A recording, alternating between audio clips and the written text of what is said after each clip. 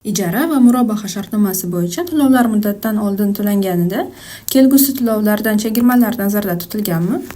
Biz bilamizki, islom moliyasida pulli qadri vaqtga bog'lanmagan. An'anaviy iqtisodda biz bilamizki, vaqt o'tishi bilan pulli ko'payishi, pulli qadri ortishi degan narsa bor. Lekin islom iqtisodiyotida vaqt o'tishi bilan pulli qadri oshishi, pulli ko'payishi degan tushuncha yo'q.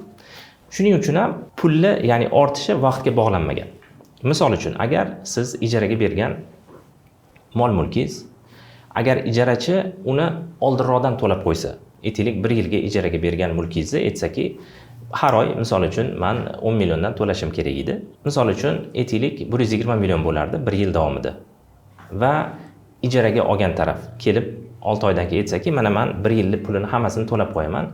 Endi menga buni arzonroq ber, ya'ni 120 million bo'lmasin. Qolgan 60 millionimizni aytaylik 40 millionni to'lasam, menga 2 oylik demak chegirma qilib bera olasizmi deb shart qo'yishi mumkin emas. Nimaga? Chunki kelishilgan nima bor? To'lov bor. O'sha to'lovni o'zi to'lash kerak. Lekin bu yerda ijaraga beruvchi o'zini ixtiyori bilan ixtiyoriy unga chegirma berishi mumkin. Bu yerda bu chegirmalar oldindan kelishi mumkin emas. Hali aytganimizdek, pulli qadri, pulli qiymati vaqtga bog'lanmaganligi uchun ijaraga oluvchi ijara shartnomasini tuzayotgan paytda men oldindan to'lasam, menga buni kamaytirib berasiz deb shart qo'yish mumkin emas.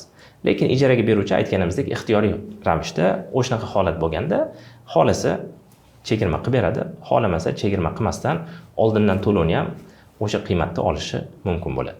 Xuddi shunday murabbaha shartnomasida ham, murabbahada ya'ni muddatli to'lovda biror bir mulk sotilganda, mulkni oluvchi o'sha oyma-oy ya'ni kelishilgan muddatda to'lovni, ya'ni pul qo'liga pul tushganda kelib turib hammasini bittada yopaman, lekin menga unga nima qilasiz, chegirma qilib berasiz deb oldi-sotdi bo'layotgan paytda shart qo'yishi mumkin emas. Ya'ni shartnomada bunday band kiritilishi bu islom moliyasiga zid shart bo'ladi. Shuning uchun ham ya'ni bu sotuvchi yoki ijaraga beruvchini ixtiyorida bo'ladigan narsa. Xolasa chegirma beradi, xohlamasa yo'q.